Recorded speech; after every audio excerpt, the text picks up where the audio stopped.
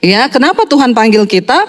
Ya, supaya kita ini beriman percaya, dan iman yang teruji itu adalah iman yang melewati tantangan dan ujian.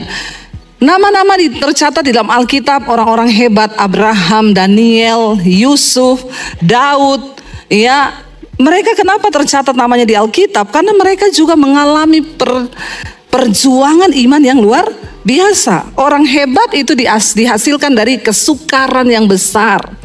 Semakin besar kemuliaannya, maka semakin besar pula kesukarannya. Siapa yang mau kemuliaan Tuhan yang besar? Ya, enggak mau saudara. Ya, enggak mau loh, angkat tangan loh Pak. Enggak mau dimuliakan Tuhan mereka ini. Ya, saudara mau dimuliakan Tuhan? Ya, mau kesukaran yang besar? Luar biasa, tepuk tangan dong buat jemaat sini. Ya, saya suka memberi sesuatu yang benar supaya saudara itu tidak gagal paham. Karena banyak orang Kristen mau diberkati, tapi tidak dikasih tahu bahwa ketika kau mau diberkati, kau harus siap mengalami ujian. Ya, kenapa Yusuf begitu luar biasa? Karena dia mengalami juga ujian yang luar biasa. Saya sebut tadi pagi Daniel. Kenapa Daniel luar biasa? Ketika Raja Darius mengeluarkan sebuah peraturan bahwa tidak boleh menyembah kepada Allah manapun kecuali kepada raja. Daniel di situ mengalami sebuah perjuangan iman. Dia percaya kepada Tuhan, tapi dia nggak boleh menyembah Tuhan. Siapapun yang menyembah kepada Tuhan selain dari kepada Raja Darius, dia akan dihukum mati. Kira-kira kalau saudara mendapatkan sebuah ancaman seperti ini, saudara akan dihukum mati kalau saudara menyembah kepada Tuhanmu. Coba tolong pikir ya. Jadi kita ini kalau baca Alkitab jangan cuma baca. Saya suka merenung, coba kalau saya jadi Daniel. Karena kebetulan suami saya Daniel. Ya, saudara loh, bener gak? Coba kita bayangkan kalau kita jadi Daniel, sekarang ini kita dilarang beribadah. Kalau beribadah kita akan dihukum mati. Saudara berani gak ke gereja? Jangan bilang berani dulu, renungkan dulu loh. Ya, jangan buru-buru amin. Orang Kristen itu cepat amin. Habis itu dia pikir, oh iya ya. Suruh angkat tangan lain gak mau dia. Coba saudara renungkan, saudara masih berani ke gereja kalau dapat ancaman begitu? Jangankan diancam hukum mati, baru virus corona saja, ya sudah pada takut keluar, nggak berani, ya kemana-mana bawa semprotan, karena takut mati. Kalau saudara masih takut mati, berarti imanmu belum sempurna. Amin. Siapa yang tidak takut mati? Angkat tangan yang tidak takut mati. Ya. Cuma berapa orang yang angkat tangan loh? Itu pun ditanya kenapa Pak? Banyak utang. Ya. Saudara. Ya, ini di Belanda ada wanita umur 28 tahun kalau nggak salah, mau disuntik mati awal Mei. Dia minta untuk disuntik mati karena dia bilang dia mengalami satu tekanan mental yang begitu luar biasa. Saudara bayangkan loh, hanya mengalami tekanan mental loh, orang minta disuntik mati. Ya, satu keluarga di Jakarta bunuh diri, lompat, anaknya dulu diikat, sudah remaja, didorong, setelah itu papa mamanya lompat. Ini terjadi di negeri kita loh, di Indonesia, di Jakarta. Kenapa? Gara-gara terjebak utang. Makanya saya selalu bilang saudara, jangan banyak-banyak utang. Kenapa orang bisa banyak utang? Karena banyak gaya. Ya, jangan banyak gaya. Hidupmu banyak masalah. Karena hukum fisika berkata tekanan itu berbanding lurus dengan gaya. Semakin banyak gayamu, semakin banyak. Bilang kanan kirimu gak usah banyak gaya, biar tidak banyak tekanan. Amin. Itu benar. Lalu gak kuat imannya ketika dipermalukan. Ya saudara, sekarang hutang online itu, ya saya sering dapat itu, ting, selamat, nomor Anda sudah lebih dari 25 tahun. Nomor saya itu yang saya pakai nih. Jadi Anda berhak mendapat 2 kali lipat pinjaman 50 juta. Hanya kirim foto pegang KTP, dapat transferan 50 juta. Foto aja pegang KTP, ditransfer 50 juta. Tapi setelah itu saudara, kejebak utangnya itu gila, berlipat-lipat, nggak bayar, fotomu beredar di sosial media. Banyak nggak kuat, dipermalukan, akhirnya pengen bunuh diri. Saudara, penderitaan yang seperti apa yang Tuhan izinkan terjadi itu, tadi pagi saya sudah bacakan bahwa kenapa kita harus menderita mengalami ujian iman, saudara, ya, dalam 1 Petrus 4 tadi pagi saya bacakan, terutama ya dikatakan di sana ayat yang ke-12 sampai 19. Dikatakan di ayat yang ke-19 tadi pagi, karena sekarang telah tiba saatnya, ayat yang ke-17, penghakiman itu dimulai. Dan pada rumah Allah sendiri yang harus pertama-tama dihakimi. Dan jika penghakiman itu dimulai pada kita, bagaimanakah kesudahannya dengan orang yang tidak percaya? Kenapa kita mengalami ujian iman hari-hari ini? Karena sekarang penghakiman sudah dimulai. Siapa yang harus pertama dihakimi? Anak-anak Tuhan. Kita dulu yang harus dihakimi, saudara. Tapi Alkitab bilang, makanya kau berbahagia kalau kau menderita karena kebenaran. Jangan ada di antaramu yang menderita karena pencuri, pembunuh, pengacau, ya. Jangan ada yang menderita sebagai pembunuh. Tapi kalau engkau menderita karena kebenaran, maka engkau mengambil bagian di dalam penderitaan Kristus, dan engkau akan menerima kemuliaan kalau Kristus datang kembali. Makanya hari-hari ini kurang-kurangi dosa. Ya, kurang-kurangi dosa, saudara. Kita ada di hari-hari yang terakhir sekarang. Jangan terlena loh. Ikut Tuhan itu harus ada penderitaan. Kenapa kita menderita? Pertama, karena penghakiman sedang dimulai. Saudara, mungkin hari ini engkau berkata, Tuhan, aku ini mengalami ini kok gak pernah berhenti. Gak apa-apa, kalau itu karena kebenaran, itu engkau menderita karena kasih karunia. Nah, kenapa kita menderita? Hari ini saya pengen sampaikan sesuatu. Kita buka bersama yuk, 1 Petrus pasal yang pertama, ayat yang ke-3 sampai ayat yang ke-7. 1 Petrus 1 ayat yang ke-3 sampai ayat yang ke-7, firman Tuhan berkata di sana begini, saudara. Baca bersama 1, 2, 3. 1 Petrus 1 ayat 3 sampai ayat yang ke-7, ya. Terpujilah Allah dan Bapa Tuhan kita Yesus Kristus, yang karena rahmat-Nya yang besar telah melahirkan kita kembali oleh kebangkitan Yesus Kristus dari antara orang mati kepada suatu hidup yang penuh pengharapan.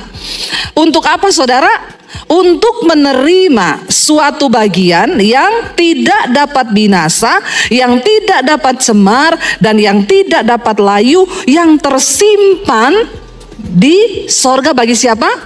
Bagi kamu. Kita ini dipersiapkan untuk menerima suatu bagian yang tidak dapat cemar, yang tidak dapat layu, yang tidak binasa, tersimpan bagi kita di sorga, saudara. Dikatakan yaitu siapa? Yaitu kamu yang dipelihara dalam kekuatan Allah karena apa? Imanmu. Sementara kamu menantikan keselamatan yang telah tersedia untuk dinyatakan pada zaman akhir. Makanya saya selalu bilang orang Kristen jangan terlalu pede merasa kita ini udah selamat. Memang ketika kita menerima Yesus, kita menerima keselamatan. Tapi keselamatan itu bisa hilang. Siapa yang menghilangkan? Kita sendiri, karena kita menyiapkan kasih karunia itu. Dikatakan di sini kita ini disiapkan satu bagian di sorga yang kekal. Kita ini loh, bagi kita yang dipelihara dalam kekuatan Allah. Sementara kamu ini menantikan apa? Keselamatan yang tersedia untuk dinyatakan pada zaman akhir. Kita sekarang masih pede masuk sorga, ya. Oh, saya pasti masuk sorga. Oh, saya juga, saya pelayanan loh. Ya, saya khotbah, saya main musik, saya WL, saya singers. Kalau kau hidup di dalam dosa, ya, engkau terus terikat dalam dosa, maaf saudara, tidak ada jaminan. Karena tidak ada lagi darah untuk menghapus dosa itu ketika engkau sengaja, dengan sengaja. Sebab barang siapa yang sudah mengecap kasih karunia Allah itu, tetapi dengan sengaja dia bermain-main dan terus hidup dalam dosa, maka tidak ada lagi darah untuk mengampuni dosa itu. Jangan main-main dengan kasih karunia Tuhan. Amin. Dikatakan di sini kita ini masih menanti keselamatan yang tersedia yang akan dinyatakan pada zaman akhir. Nanti satu saat kita semua akan berdiri di hadapan tahta pengadilan Kristus. Barulah di sana kita tahu. Makanya saya mau berkata hati-hati. Kita yang sudah berdiri di mimbar ini hati-hati. Singers, WL, pemusik, pengkhotbah, semua pendoa. Jangan ada yang homo. Kau hidup dalam homoseksual. Kau hidup dalam free sex. Kau melakukan segala dosa. Maaf saudara, engkau menyia-nyiakan kasih karunia Tuhan. Engkau sengaja. Darah Yesus tersedia bagi dosa kita yang tidak disengaja loh. Tapi kalau kita dengan sengaja terus bermain-main dalam dosa, maaf, tidak ada darah untuk menghapus dosa itu lagi. Itu berarti kita mencemplungkan diri, ya. Saudara, makanya saya selalu bilang tidak semua orang Kristen selamat. Ya maaf, ini Alkitab bilang dengan jelas kita masih menanti keselamatan itu dinyatakan pada zaman akhir. Makanya Yesus bilang pada saat nanti ada orang yang akan ngaku-ngaku, Tuhan, aku bernubuat demi namamu, aku usir setan demi namamu. Tuhan bilang, enyah kau, aku tidak mengenal engkau pembuat kejahatan. Kita akan ditolak loh. Jangan merasa aman, saudara. Dikatakan begini, saudara, kita ini masih menanti. Sementara kita menantikan, ya, keselamatan itu dinyatakan pada zaman akhir. Ayat berikutnya berkata apa? Bergembiralah akan hal itu, sekalipun apa? Sekarang ini kamu seketika harus apa? Berduka cita oleh berbagai-bagai pencobaan. Siapa yang lagi ada pencobaan hari ini? Yang lagi ada masalah, angkat tangan. Yang tidak ada masalah pulang saja. Ada ya orang hidup nggak ada masalah. Ya, saudara ada masalah semua? Saya ada. Setiap orang hidup itu pasti ada masalah. Kalau kau masih ada masalah, itu tanda bahwa kau masih hidup. Makanya bersyukur, ya. Kalau orang datang, Bu, saya ada masalah, ya puji Tuhan, ibu masih hidup. Iya toh? Nggak usah mengeluh, ibu masih hidup, puji Tuhan. Kalau udah nggak ada masalah, ibu sudah innalillahi di rumah Bapa. Ya, masalah itu tanda kita masih hidup di dunia. Makanya nggak usah banyak mengeluh, nggak usah alay, nggak usah lebay. Amin. Dikatakan kita ini sementara menantikan keselamatan yang dinyatakan pada zaman akhir ini, kita harus berduka cita oleh berbagai-bagai pencobaan. Baca ayat yang berikutnya apa? Maksud semuanya itu ialah apa?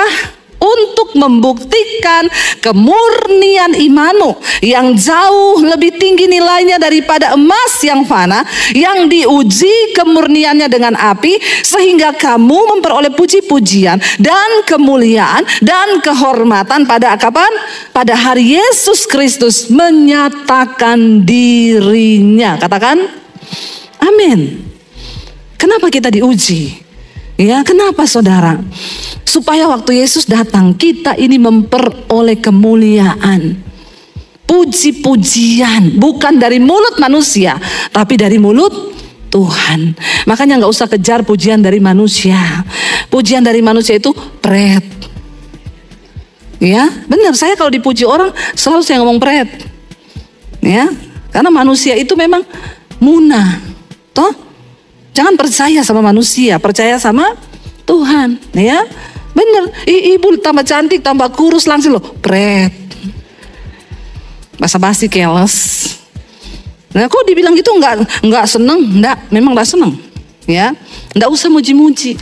Mari kita cari puji-pujian dari Tuhan, itu yang murni, ya. Nggak usah pencitraan, karena Alkitab berkata Tuhan itu tahu siapa milik kepunyaannya. Barang siapa yang menyucikan dirinya dari hal-hal yang jahat, dia dipandang layak oleh Tuhannya, diangkat menjadi perabot yang mulia. Nggak usah cari muka sama manusia, nggak usah cari muka sama Pak Gembala, nggak usah cari muka sama bosmu di kantor, nggak usah cari muka sama siapapun, cari muka sama Tuhan. Amin. Aku ingin berkenan di hadapan-Mu Tuhan, aku ingin berkenan kepadamu Tuhan. Jangan cari berkenan sama manusia. Karena manusia itu semuanya palsu. Mari kita cari perkenanan Tuhan. Dikatakan di sini, maka Yesus Kristus akan datang dan engkau akan menerima puji-pujian sekalipun saat ini engkau harus menderita oleh berbagai-bagai pencobaan.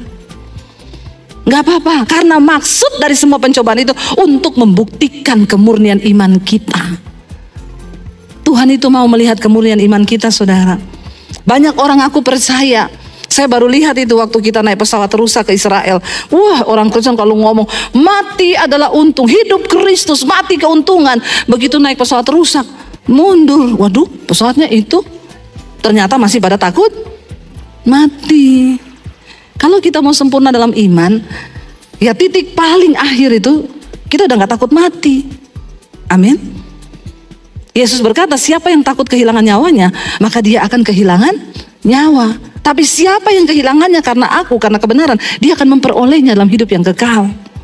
Kita harus sampai pada titik itu, nggak usah takut mati, saudara. Ya, nggak usah, kita percaya di dalam Tuhan. Makanya banyak orang sekarang mengusahakan apa-apa saudara untuk bisa hidup umur panjang. Kau minum vitamin, kau stem cell itu bagus, semua itu baik. Kau olahraga, nge-gym itu baik, tapi itu tidak memperpanjang umur. Itu hanya untuk hidup sehat. Kita diet bagus supaya hidup sehat. Saya sekarang nih lagi diet, lumayan toh, turun 3 kilo kan? Kelihatan nggak? Yang nggak dipuji saya ngomong sendiri. Kenapa? Bukan untuk umur panjang, bukan. Saya pengen melayani Tuhan sehat. Saya bisa kemana-mana, jalannya ringan. Dan masa pelayanan sambil asam urat? Kasihan kan? Kita pengen hidup sehat, tapi itu bukan memperpanjang umur, bukan. Umur di tangan Tuhan. Jangan salah saudara. Kita menderita itu baik bagi kita saudara, supaya kemurnian iman kita ini semakin diuji. Saudara harus cek diri coba. Kalau saya cek seringkali, Tuhan saya ini dalam hal kepahitan saya sudah lulus sih. Ya, saya banyak dibikin kepahitan sama orang. Puji Tuhan saya mampu mengampuni. Saya mampu menyebut nama orang itu, lalu saya tersenyum dan saya lepaskan pengampunan. Saya coba uji, dalam hal apa saya ini belum diuji. Ya, pernah satu kali saya mikir gini, saya ini belum pernah diuji dalam hal keuangan loh. Artinya apa? Ditipu orang itu. Saya belum pernah loh. Saya bilang begitu. Tiba-tiba waktu saya lagi bangun studio, uang saya dibawa lari 300 juta. Loh benar saudara. Saya bilang begini, Tuhan, aku kan cuma ngomong di hati. Jangan coba-coba loh ngomong-ngomong sesuatu tuh dia terjadi. Tapi enggak apa-apa. Nah waktu itu saya marah saudara. Saya bilang kok bisa ya orang ini gini. Dia anak Tuhan lagi pemborongnya. Kenapa dia bisa bawa lari uang kita 300 juta? Saya emosi saudara. Saya salahin suami. Siapa suruh juga kamu pakai dia gini. Ya. Lalu satu saat saya bertanya sama Tuhan. Saya WA dia terus, balikin uang saya. Awas kalau kamu gak balikin, terkutuk kau. Pendeta juga manusia saudara. Ya, karena memang saya bilang saya belum pernah diuji dalam hal ditipu orang, uang saya hilang begitu saja. Tiba-tiba terjadi. Ya, lalu satu kali saya berdiam diri, saya bilang, Tuhan kenapa ya? Ini kan uang untuk bangun studio, kenapa ditipu orang? Tuhan bilang, ya kan kau belum pernah mengalami ini. Semua sudah lulus toh, ini belum. Terus kalau orang datang konseling sama kamu, cerita bahwa dia ditipu, apa yang kau sarankan? Saya malu. Karena kalau ada orang datang, Bu saya ditipu berapa? 5M. Bu, uang gampang dicari. Damai, sejahtera, sukacita. Itu kerajaan sorga, Bu. Nah Tuhan ingetin saya, kamu kan bisa nasihatin orang begitu. Nah sekarang kamu mengalami. Kamu bisa nggak melakukan yang kamu ngomong dari mulutmu itu? Saya bilang, ya Tuhan dia kan orang kaya Tuhan. Kalau saya ini duit pas-pasan loh. Oh masih ada alasan toh? Tuhan bilang saya enggak minta alasanmu. Kalau terjadi, sekarang sudah terjadi. Enggak peduli mau kamu uang pas-pasan, mau dia kaya. Kamu mau taat enggak melakukan firman? Saya tarik napas panjang saudara. Saya bilang, ya wes, ya mau taat saya. Ya sudah sekarang kamu kirim WA, bilang kamu mengampuni. Enak aja loh. Ya toh? Kan kita begitu toh? Tapi ya udah saya mau taat daripada saya hilang damai sejahtera, itu hal kerajaan sorga. Ya udah saya ketik. Saya bilang, saya marah loh sama kamu. Saya kecewa sama kamu. Kamu tipu saya gini. Tapi hari ini Tuhan tegur saya melepaskan pengampunan buat kamu. Tuhan memberkati kamu. Mau saya kirim, Roh Kudus bilang, tambahin di situ. Dan mulai sekarang saya tidak akan tanya lagi soal uang itu. Kalau itu tunggu dulu Tuhan. Ini urusan panjang ini. Kan saya sudah mengampuni, ya, mengampuni sudah Tuhan. Iya, tapi tulis begitu. Enggak. 300 juta kalau balik lumayan toh. Beli cilok itu dapat berapa gerobak saudara? Ya. Saya bilang enggak, kalau itu sorry Tuhan. Maaf. Siapa tahu dia masih ada niat baik, cicil toh. Enggak, tulis begitu, tulis. Kalau kau ingin melihat berkatku, tulis. Ya masa kayak gitu tuh Tuhan? Yang penting kan saya sudah mau mengampuni ini. Saya udah gak marah-marah, saya udah tulis itu. Aduh saya bergumul saudara. Gak ada jemaat yang tahu tuh. Ini antara saya dengan Tuhan. Jangan bilang pendeta tuh gak diuji. Pendeta nomor 1 duluan diuji, baru jemaat. Saya tarik napas. Cepat kirim. Saya tulis dan mulai sekarang Saya tidak akan tanya lagi perihal uang itu. Tulis Tuhan memberkati, Tuhan memberkati. Saya tambah di bawah, tapi kalau kau tidak bertobat terkutuk kau. Kan sekalian toh, saya curhat sekalian toh. Mumpung sudah terakhir loh Tuhan, enak aja lo. Kan ini masih Alkitabiah. Bertobat kau, bertobat. Ya udah saya kirim. Saya kirim cuma dibalas terima kasih Bu. Gondok enggak? Gondok saudara, gondok. Besok iblis ngomong, ketik tanya uangnya mana? Ada niat balik nggak, balikin? Ada niat baik nggak dia? Saya sudah mau ambil HP. Tuhan bilang, sudah mengampuni, sudah ngomong tidak akan tanya uang itu. Kenapa lagi kau mau tanya? Koreksi hatimu. Saya berdoa, ampuni saya Tuhan. Tuhan, baik Tuhan, saya tidak mau tanya. Orang Kristen, jangan lagi kau tanya-tanya utangmu sama orang ya. Siapa suruh kau utangi dia? Karena cuma di Indonesia ini, kalau kita mau tagih utang, kita harus kasih alasan kenapa kita tagih utang itu. Cuma di negara yang berkembang ini, negara berflower ini toh, mau tagih utang takut, karena yang lebih galak yang utang. Masa mau tagih utang, selamat siang, maaf ya mengganggu, anakku tuh kan sakit, jadi dia harus ke dokter, bisa nggak balikin uang yang kamu pinjem dulu? Gondok, kamu kok nggak ngerti-ngerti ya, saya belum ada duit. Makanya kalau saudara tidak bisa merelakan, nggak usah pinjemin. Amin. Kalau pinjemin berarti rela, supaya jangan ada lagi orang Kristen saya lihat di sosial media tagih-tagih utang.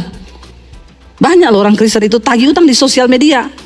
Ya, gaya lu selangit, utang 1 tahun belum dibayar. Kan gak jadi berkat kita ini ya. Jangan saudara. Akhirnya saya berusaha merelakan, saya melepaskan pengampunan. Berat saya bergumul. Tapi tiap buka IG lihat dia lagi jalan-jalan sama istrinya, lagi nginep di hotel ini. Gondok gak kita? Ya udah, untuk sementara blokir dulu dia deh biar gak lihat lagi.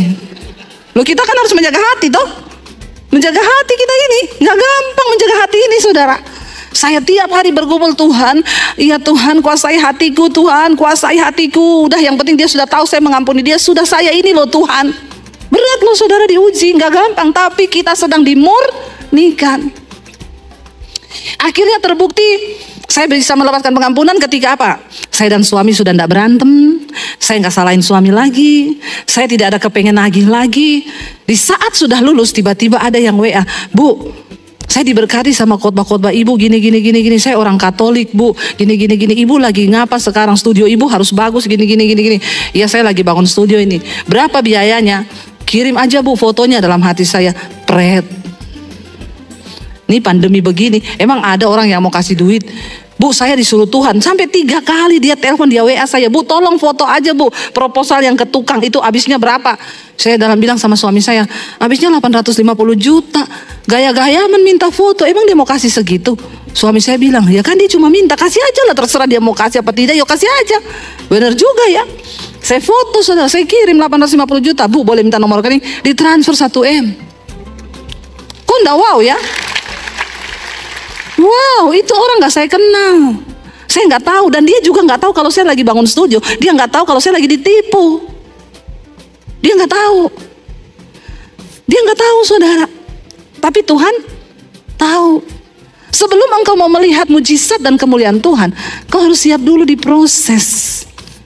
Dari situ saya mengerti, oh Tuhan ya, gak dibalas gak dibalas 300 juta enggak loh. Langsung saudara, Tuhan balikin. Waktu itu kami mau ambil mobil saudara, habis pandemi itu. Karena mobil cuma 1, kalau suami saya pelayanan saya pakai Grab. Nah saya bilang bolehlah, kita sudah ada berkat beli 1. Baru DP 10 juta.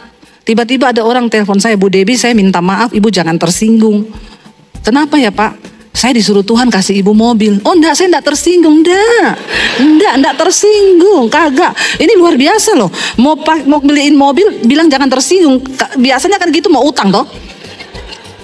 Tiba-tiba orang yang lama tidak dikenal tiba-tiba halo say, itu paling horor. Horor sekali. Lama nggak ketemu tiba-tiba halo say. Ya abis itu maaf ya, mengganggu boleh bisa pinjem, wes itu sudah ya. Ini Bu saya minta maaf. Saya tidak kenal orangnya saudara. Iya kenapa ya Pak? Saya minta maaf, ibu jangan tersinggung. Waduh, enggak Pak, kenapa ngomong aja? Saya disuruh Tuhan beliin ibu mobil. Saya bilang, loh kok bisa Pak? Enggak tahu. Loh Pak, saya ini lagi DP mobil 10 juta, harganya berapa sekian? Dia transfer, kami nggak jadi kan kehilangan uang 300-an lebih untuk bayar mobil. Karena sudah dibayari, Tuhan bilang lihat. Itu selangnya hanya beberapa minggu loh saudara setelah saya melepaskan pengampunan. Ini kalau saya bersaksi gini nanti ada yang angkatin khotbah saya ini. Ya terus gini, pendeta halu. Kalau bersaksi sama jemaat sukanya bohong. Yang enak-enak dikasih uang 1 M. Saya mau bilang sama orang-orang itu pret. Makanya lu gak pernah lihat mujizat. Karena kau gak percaya Tuhan. Kau gak percaya Tuhan. Banyak orang-orang Kristen yang gak percaya saudara. Bahwa hal-hal yang supranatural itu bisa terjadi. Rugi kau hidup di dunia ini tidak melibatkan Tuhan, rugi. Malah kau anggap yang begitu-begitu halu. Pengejek-pengejek di akhir zaman. Akan tampil para pengejek di akhir zaman. Yang ngomong, ini pendeta halu. Saya kesaksian, ada satu orang utang 200 M. Cerita ke saya dengar itu sesak napas saya. Dia bilang, Bu doakan saya ya Bu, saya utang 200 miliar. Bu M itu apa Bu? Ember atau apa ya Bu? Bu M miliar Bu 200. Mau pingsan saya. Mau pingsan saya aja dengar mau pingsan. Bayangkan uang 200 juta itu saya nggak bayangkan itu banyaknya sebanyak apa. Terus dia datang sama saya minta didoakan. Kalau saudara jadi pendeta saudara mau ngomong apa? Ya, aduh Bu 200 juta saya tolong ibu bisa Bu, tapi 200 M Bu. Saya cuma bilang begini, saya berdoa Tuhan kasih ayat buat dia ini. Tiba-tiba ayat itu keluar, saya bilang, Bu, Tuhan kasih satu ayat di hati saya buat ibu. Ingat, bukan karena kuat gagahmu, tapi karena rohku kata Tuhan. Jadi ibu ini ditinggal mati suaminya. Dia nggak tahu apa-apa, tiba-tiba orang datang lapor bahwa perusahaan suaminya itu terlilit hutang 200 M. Sampai mobilnya diambilin, semua diambilin. Saya bilang, Bu, secara manusia saya pun puyeng kalau saya pikirin terus masalah ibu saya stroke. Benar, di luar kemampuan manusia. Bahkan dia juga berkata, apalagi saya Bu, saya tidak tahu selama ini kerjaan suami saya tidak pernah masuk di kantor di pembukuan. Tapi saya bilang ibu berlutut di kaki Tuhan, menangis di kaki Tuhan, andalkan Tuhan. Dia menangis di kaki Tuhan saudara. Tiba-tiba Tuhan kirim, bukan orang Kristen, orang dari agama lain datang, take over semua usaha suaminya. Bapak itu bilang, ibu tenang, semua utangnya akan saya beresin. Saya ketemu dia berapa bulan kemudian, gimana Bu? Tinggal 45 M Bu. Saya ketemu lagi terakhir, sudah lunas Bu. Saudara, saya dengar gitu, saya bilang, wow. Dan dia bilang benar yang Ibu Debbie bilang itu benar, bukan karena kuat gagahku, tapi karena kuasa Tuhan. Tapi orang dengar khotbah saya dipotong, pendeta halu. Ngomong ke jemaat, utang 200 M bisa lunas. Saudara, ketika engkau membatasi Tuhan dengan cara berpikirmu, logikamu, makanya saya banyak melihat orang-orang di akhir zaman yang cuma jadi pengejek. Mereka tidak pernah mengalami keajaiban Tuhan.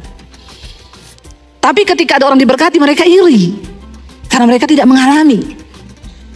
Jangan iri, alami Tuhan. Ya, saya cerita bagaimana Tuhan panggil saya. Di tengah keterpurukan saya tinggalkan keluarga saya di tempat kos yang kecil di kota Palu.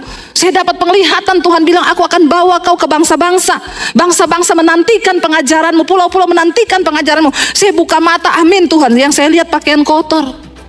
Saya cuci baju kotor anak-anak di tempat kos itu untuk bisa numpang makan. Tapi saya dapat penglihatan yang begitu hebat. Tapi Alkitab bilang nantikanlah itu, sebab itu akan sungguh-sungguh terjadi. Kalau itu Tuhan yang beri.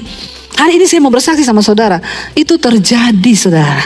Hari ini saya keliling ke bangsa-bangsa, sampai nolak-nolak pelayanan di Amerika. Bu, kami minta bulan ini. Enggak, saya 1 kali saja 1 tahun ke Amerika, capek terbangnya itu lama. Tahun ini 3 permintaan pelayanan ke Amerika saya tolak saudara. Itu semua terjadi. Ya, saya mau diundang ke sini. Saya bilang, enggak ya, setahun itu karena saya sekarang ada sekolah Alkitab, saya harus ngajar di sana. Ya, dan saya melihat saudara, bahkan ketika saya bangun sekolah Alkitab, secara nalar manusia ketika proposalnya keluar dari pemborong, sekian miliar, saya bilang, hah, duitnya siapa? Tapi saya bilang kita punya Tuhan yang hidup. Jangan meminta, jangan pakai proposal, bahkan tidak usah tayangkan nomor rekening di layar YouTube. Tadinya saya pikir tayangkan aja lah supaya banyak yang nyumbang. Tapi Tuhan tegur, coba kau tayangkan. Berani kau tayangkan di layar YouTube-mu nomor rekeningmu. Aku ndak ikut bekerja, kata Tuhan. Kau kerjakan dengan kekuatanmu. Saya bilang sama suami, jangan merekayasa Tuhan. Stop, ndak usah taruh. Kita hanya berharap dengan iman Tuhan hidup. Pembangunan sekolah Alkitab selesai, semuanya selesai. Ya, bahkan uang yang tadinya sudah saya cadangkan untuk pembangunan tidak terpakai. Wow, enggak Tuhan? Alami Tuhan, saudara. Alami Tuhan. Bulan Juni ini 1 angkatan pertama selesai. Sudah buka pendaftaran untuk angkatan yang kedua. 6 bulan tidak terasa. Waktu saya juga lihat ore-orean dari staf saya, Bu, nanti setiap bulan kita keluar sekian puluh juta, 6 bulan itu sekian ratus juta. Saya bilang, sekian ratus juta banyak ya. Terlewat 6 bulan, tidak berasa. Saya nggak berasa kecekik keluar duit. Dengan cara yang ajaib Tuhan pelihara. Tiap minggu ada yang antar tahu, antar telur 2 peti, antar tempe, antar daging, antar sayur. Sampai saya melihat benar-benar ini Tuhan. Anak-anak di sekolah Alkitab saya bagikan tentang iman. Saya bilang, kamu mau jadi hamba Tuhan, kalau tidak punya iman, keluar. Jangan jadi hamba Tuhan kalau tidak punya iman. Karena modal untuk kita mengikut Tuhan itu cuma iman. Amin, saudara. Karena iman itu yang akan menggerakkan ya kuasa Tuhan, saudara. Jadi kalau kau tidak punya iman, jangan mimpi engkau mengalami hal-hal yang besar. Orang Kristen zaman now nggak punya duit saja, langsung pikir ke penggadaian, menyelesaikan masalah tanpa member ya. Kok tahu? Berharap Tuhan dulu. Jangan ketika ada masalah cepat-cepat telepon mertua, halo mbak, halo pak. Ketika engkau punya masalah, duduk di kaki Tuhan, menangis di kaki Tuhan dan berkata, Tuhan, aku taruh imanku kepadamu, sebab engkau hidup dan tidak ada perkara yang mustahil bagimu. Saya bagikan tuh di sekolah Alkitab. Kemarin saya suruh mereka bersaksi satu-satu. Saya mendengarkan kesaksian mereka. Wow, saya terperanjat, ternyata puji Tuhan, iman yang saya bagikan selama ini itu benar-benar terjadi. Ada anak sekolah Alkitab bilang, Bu, saya ini sudah gak ada uang 1 sen pun, Bu, karena memang mereka semua sekolah gratis, saudara. Saya besok itu mau ibadah minggu, gak ada uang kolektor. Saya berdoa, Tuhan, aku besok mau ibadah, gak ada kolektor karena transportasi disediakan dari sekolah. Tapi saya bilang, kolektor, kamu berdoa sendiri sama Tuhan. Dia berdoa, Tuhan, aku gak punya uang kolektor. Lagi di ruang doa, tiba-tiba ada orang datang mengunjungi sekolah. Dia kebelet mau ke toilet. Dia bilang, aduh, ada tamu lagi di bawah, tapi saya kebelet. Dia turun ke bawah, saudara. Waktu dia turun ketemu sama orang yang meninjau sekolah, dia bilang, dek, kamu juga sekolah di sini? Iya. Tiba-tiba orang itu panggil dia, ada berkat ya dari Tuhan. Dikasih, saudara. Dan cuma dia loh, yang lain tidak. Apakah itu kebetulan? Saya bilang, karena kau pakai iman. Ada satu dari Papua, waktu dia mau masuk sekolah, dia tanya berapa kamu sanggup bayar? 3 juta saya bayarnya sih sanggup. Ya udah, oke, 3 juta. Dia berangkatlah, saudara, dari Papua sampai di sekolah. Tiba-tiba staf saya bilang begini, nggak usah, kamu nggak diharuskan wajib bayar 3 juta itu karena semua Bu Dewi gratiskan yang sekolah di sini. Oh iya, puji Tuhan ya. Dia bilang, yes, aku dapat uang 3 juta. Dia masuk ke menara doa, dia berdoa, Tuhan bilang, kasih uang itu, 3 juta itu kasih ke sekolah. Karena dari awal kamu sudah menasarkan uang itu untuk bayar sekolah. Kenapa kamu mau ambil uang itu? Itu bukan hakmu. Dia bilang, Tuhan, kan lumayan, saya cuma tinggal punya uang 3 juta ini. Dia memutuskan untuk pergi ke sekolah itu, saudara. Dia tinggalkan pekerjaan padahal dia biayai adiknya kuliah. Dia merasa berdosa karena dia nggak bisa lagi bayar adiknya kuliah. Yang kedua, dia memang benar-benar nggak punya duit. Waktu sampai di sekolah itu, Tuhan uji lagi dengan uang 3 juta. Akhirnya dengan iman dia kembalikan uang itu. Dia tanya nomor rekening yayasan saya, dia transfer 3 juta. Besoknya dia dapat telepon dari adiknya, Kak, puji Tuhan, Kak, Tuhan turut bekerja. Kenapa? Aku sekarang dapat beasiswa, jadi kakak gak usah lagi pikirin bayar uang sekuliahku. Yang kedua, tiba-tiba orang yang sudah lama banget utang sama dia, gak pernah ditagih lagi. Karena kalau ditagih kan musuhan toh. Tiba-tiba WA, minta nomor rekening dong. Kenapa? Saya mau bayar utang saya yang lama sama kamu. Tuhan itu turut bekerja sewaktu kita taat, amin.